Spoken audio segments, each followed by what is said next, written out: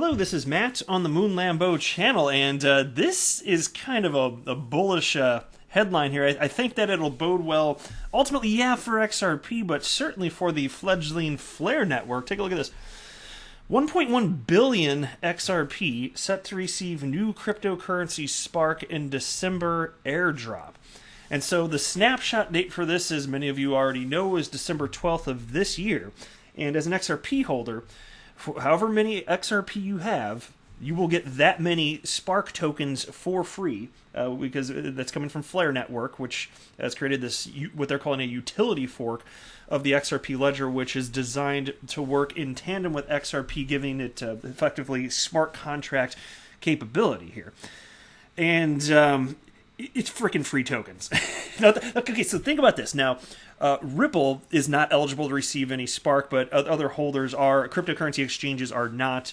And there may have been some other stipulations, but generally speaking, it's pretty much just the holders. There's going to be 45 billion Spark tokens ever. That's it.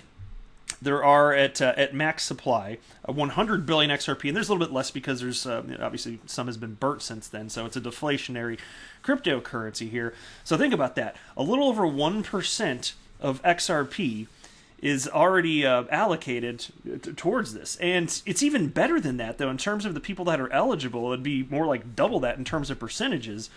Just because, again, Ripple, with their massive holdings, they can't claim the Spark token. That's just the deal from Flare Networks, which they're perfectly fine with as far as I can tell here. But I think this is going to ramp up. Because there are people, like, for instance, I haven't claimed, I'm just one individual, so it's anecdotal, I know, but I have not claimed my Spark tokens. I've just been lagging on it because I know I've got so much time. In fact, you've got 6 months after the snapshot date to actually claim the token, so you've got a lot of time here. I just happen to have not moved on it, and when I do, I'll share with you what my experience is like. But man, that's like quite a bit. So I'm going to run through this and give you the numbers. There's not a ton to say on it, but I wanted to make sure to highlight this because right now, and this is what's cool to me, right now Spark, which of course hasn't been issued and as such is not traded on any exchanges, has a market price of 0 because it's not traded on the market, any markets. Spark is worth $0. But if this goes the way that I'm expecting, which is to say it ultimately does get traded, well, there's less than half as many compared to XRP in existence ever. Again, max supply of 45 billion with a B. And the only way that people can get these is if somebody that's an XRP holder is nice and decides to give some of them away for some reason, or if they purchase them. That's pretty much it. And right now there aren't any markets for this, but where do you think this might go? Like, even if it was worth like, a penny, that's still free money, like. But the way this is all going, if there's true adoption here, I will not be surprised at all if it ends up being worth substantially more. And so to me, it makes me happier that I'm in an accumulation mode here for sure. So I'm about to hop into the piece here, but I do want to say also the other thing I'm going to cover in this video is there's a neat little thread, and it's just like a real short critical thinking exercise opportunity having to do with the idea of market manipulation surrounding XRP and Bitcoin, really primarily from whales. So the question being ultimately, what's it easier to manipulate, XRP, the XRP price ecosystem, or Bitcoins? I will share with you my thoughts. But anyway, so into this piece, crypto investors have registered more than 1 billion XRP to receive free Spark governance tokens from the crypto startup Flare. Flare, a Ripple partner, says they will give out 1 free Spark governance token for every XRP held in a registered and eligible account when the startup takes a snapshot on December 12th. The account holders will not have to give up their XRP to receive the new tokens. I want to be clear here. I'm going to say this every time I talk about this, and I hope more people in the XRP community can start spreading the word.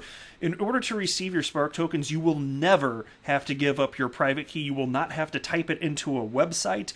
If you go to a website that says, type in your private key here to claim your Spark tokens, that is a scam, and you will lose all of your XRP that's in that account. Please don't fall for it. And also never give anyone XRP or any crypto with the promise of receiving more in return. That is also always a scam. So please be diligent out there. You do not ever have to give anyone your private key. Just don't do it. You're going to have a bad day if you do that.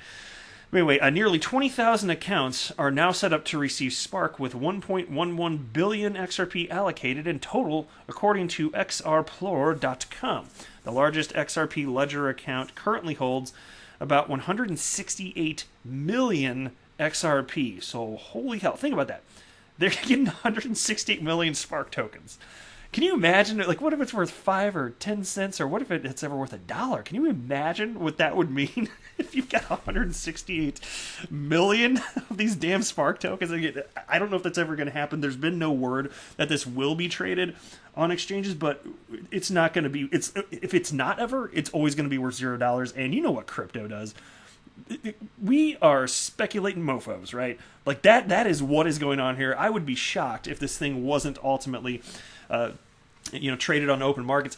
And plus, there's also no indication that it's going to be backed by anything, and that'd be stupid. Can you imagine a central authority backing this with either a fiat currency or gold or anything? You know what I'd do if they told me what it was worth and it's backed by that? The day I get it, I'd probably just sell all of it and take my free money. Like, it's worth whatever gold is, or it's worth whatever the dollar is, and this is the amount that I have. Yeah, go ahead, central authority, give me my money. No, of course, it's not going to be backed by anything. And there's been no talk of it being backed by anything. I just want to be clear, like, that would be kind of silly talk. So if it's ever going to be worth anything, it's going to have to be traded here. And also, worth citing this, Kraken becomes first crypto exchange to become a U.S. bank. That's a pretty cool story, is it not? On Wednesday, the Wyoming Banking Board voted to approve the San Francisco-based crypto exchange's application for a special purpose depository institution, or SPDI for short, a charter. Kraken is now the first SPDI bank in Wyoming. According to the Wyoming Division of Banking's General Counsel, Chris Land, Kraken will also be the first newly chartered bank in the state since 2006. By becoming a bank, we get direct access to federal payments infrastructure, and we can more seamlessly integrate banking and funding options for our customers, said David Knitsky, a managing director at Kraken and the CEO of the newly formed Kraken Financial. Now, Knitsky has run Grayscale Investments, was the first digital assets hire at Fidelity, and was most recently head of business development at payment startup Circle. So it's interesting to see the way that this is all developing, because I'm always thinking, and I still do think this will be the case, you're going to see banks at whatever pace, I don't know, you're going to see banks come on board and get more involved with crypto in a few different ways. It could be custody.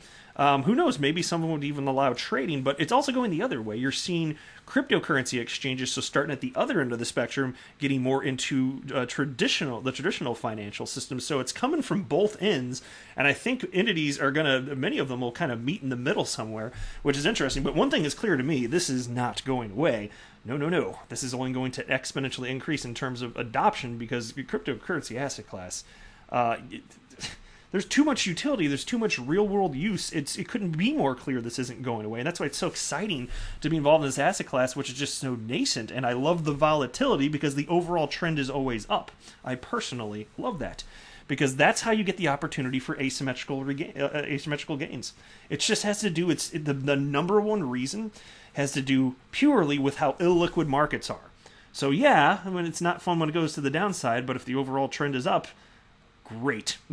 See, this has to do with adoption, though. It really does. All right, and here's a tweet from Harry, @_the_cool_twin, who tagged me, wrote, Moon Lambo, I would love to hear your opinion on this. I feel as though most people are unaware what the Satoshi bag is capable of doing to the markets. If I was him, I'd dump Napster and buy Spotify. And so it leads to this thread here, and so I thought I'd go ahead and take a look and share this with you here. I think I wanted to go up here. Apologize. I think, where did I want to start? Yeah, I think it was up here. Yeah, that's right. Okay, gotcha. So there's a tweet. This was in response to the CoinDesk piece about Kraken becoming a United States bank, which I think is freaking cool as hell anyway. But XR Plumber responded and wrote, wow, that is some big news. This is a first that will start a huge shift in the way things are done. It's been coming. Now it has happened. Congrats to Kraken. Yeah, I think it's certainly notable. I mean, Kraken's well known within the industry, so I think it's reasonable to think that this is going to have an effect to some degree. I mean, it's real world progress, I would say. And then FW responded to XR Plumber and wrote, yet the XRP coin is stuck at 19 cents. I love ready all the positive news. I think that's a broken sentence on XRP, but it does frustrate me a little when the price sits so low constantly. Hey, you know what? Completely. Oh yeah, he wrote reading. He meant that. I love reading all the positive news on XRP, but frustrates him because the price is so low constantly. So I completely sympathize with that. I'm not the type that's going to say, "Buck up, son." Man up, like I get it, man. You got skin in the game, and it can be scary when the price doesn't do much or goes down. Totally get that. But it's nice to keep some perspective on this because, look, I don't have a financial background and I'm not offering financial advice, so don't buy or sell because of me, but consider this. XRP is number 4 in market cap, and the only reason it's not number 3 is because Tether took that spot by printing a bunch of Tether. They printed like 10 billion Tether this year. That's the only reason. Otherwise, XRP would be number 3. It's been consistently in the top 10, mostly the top 3 to 5 for most of that time that it's existed. How is that? Because think about this.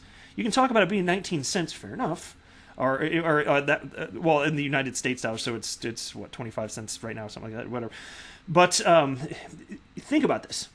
There are over 7,000 cryptocurrencies, and this one's number 4. Okay, I'm not crying. Okay, you know what I mean? You know what I'm saying? Like it's worth recognizing this. This really just has more so to do with market cycles because people are not sufficiently placing an importance on actual utility to this. I think they will ultimately. And so I totally get it when people are scared or anxious, or like, oh, isn't this doing anything? But the reason I won't capitulate is because, well, first of all, I've taken a look at the history of cryptocurrency, and I understand that this is just the nature of how things go. But I believe that if I were to sell off my XRP, oh my God, I would hate myself, whether it's a year or 2 or 3 or 5 from now, however long it takes, because I do not believe for a moment XRP is going to be staying at these price levels. People were saying, like, so the same thing that this individual stating here, which is, again, totally fair enough, respect the the sharing of this opinion. It's the same type of stuff that people were saying when XRP was at half a cent. Oh my gosh, it's been trading forever. Oh my God, it's not going anywhere. Think about how long those people, for years and years and years and years, had to hold XRP before it ran up. But market cycles being market cycles, they were rewarded, and the opportunity for asymmetrical gain was very real because markets are illiquid, which is one of the most important things that I don't think enough people understand. And if you don't know what I'm talking about by that, think about this. How much money, like let's say I throw a $20 bill in a hat, how much money has to flow in to get an increase of 100%? Think about it. You barely have to throw anything in, right? And so how much money would you have to throw in to XRP to double, right? Well, a lot less than you'd have to throw into Bitcoin to get it to double. And so with the markets being so supremely illiquid, that's a huge part of why there's an opportunity here. But in the short term, when it goes down and it's very volatile because there are only so many participants, that just comes with the territory, right? But anyway, moving a little bit further, XR Plumber wrote, "You're not alone. I can't promise you anything. It could still fail, but I personally have as much confidence in the use case and progress as ever. I still hold my bags tight, and I keep filling them little by little any chance I get, but you have to do you, whatever that is." And then President Know-It-All wrote, "It won't fail. We got amateur investors in the space at the moment. Once regs come, this whole space will be unrecognizable." And then Frecky wrote, "Novice investors mixed with Bitcoin whales / maxis that can move the markets as well. Also, which many are against banks / governments. So thus against XRP. Pre-mine, yada yada. At the end of the day, the Bitcoin maxis won't matter as the market matures. XRP is a solid buy for me personally." Yeah, exactly. Yeah, and so it comes down to kind of part of what I was saying, just markets being rather illiquid. It's easier to manipulate. Now, Harry wrote the following. "You know what is really interesting that is commonly overlooked? 21 million is way easier to manipulate over 100 billion. And so he's talking about the max supply of Bitcoin being 21 million versus for XRP it being 100 billion with a B. And then Harry wrote, "Notably, Satoshi has a huge sum of Bitcoin that is unaccounted for. If he sold, he could crash the market. No one knows who he is as well. Food for thought. Yeah, and that's a fair enough point as far as I know what you're talking about as far as that massive amount that is believed to be the holdings of Satoshi Nakamoto when he's initially mining way back in the day. I actually look at it slightly different. I know where you're going with this. It's perfectly reasonable to go this route so that we can have a discussion about this. But actually, you could talk about the supply, which is a factor to a degree. But you know what really determines how easy it is to manipulate cryptocurrency in terms of price action? Market cap. Well, think about it. How easy is it if you've got some money? How easy is it to buy a substantial amount of whatever cryptocurrency, and manipulate in that way? Whether you're pushing for buy or sell pressure. So think about that. So for that, and that would be an argument that would make it harder to manipulate Bitcoin than XRP, but that also doesn't paint the whole picture. Because it also has to do with how many whales are within any sort of ecosystem, how long are they sticking around. Now, I still think that what Frecky wrote above here, I'm completely on board with the concept that as the asset class matures, more people are going to enter, and it's going to become at some point just impossible to have any sort of meaningful impact on the market. But that's why I'm saying it's not as important the supply, 100 billion versus 21 million.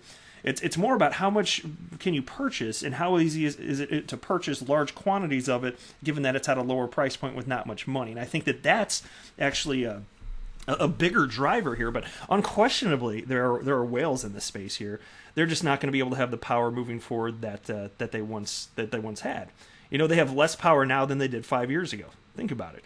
It's harder. It takes more money. And even whales only have so much money here. So no, I think it was a fun thing to bring up. But yeah, I personally don't think that has as much to do with the number of coins. It's more about how are those coins dispersed among among the population anyway. But it's cool. If anybody has a different opinion, I do love diversity of thought. So you think I got that wrong? That's perfectly fine. Tell me, articulate your argument, and I am always willing to be proven wrong. If you got a better idea than what I just cited there, then awesome, because I want to believe as many true things as possible. And it's fun to think through this with the community and just kind of try and work together to get to what logically makes sense. But anyway, that is it for this video, though. I am not a financial advisor. Do not buy or sell anything because of anything that I say or write. That would be a very, very, very bad idea. Until next time, to the moon, Lambo.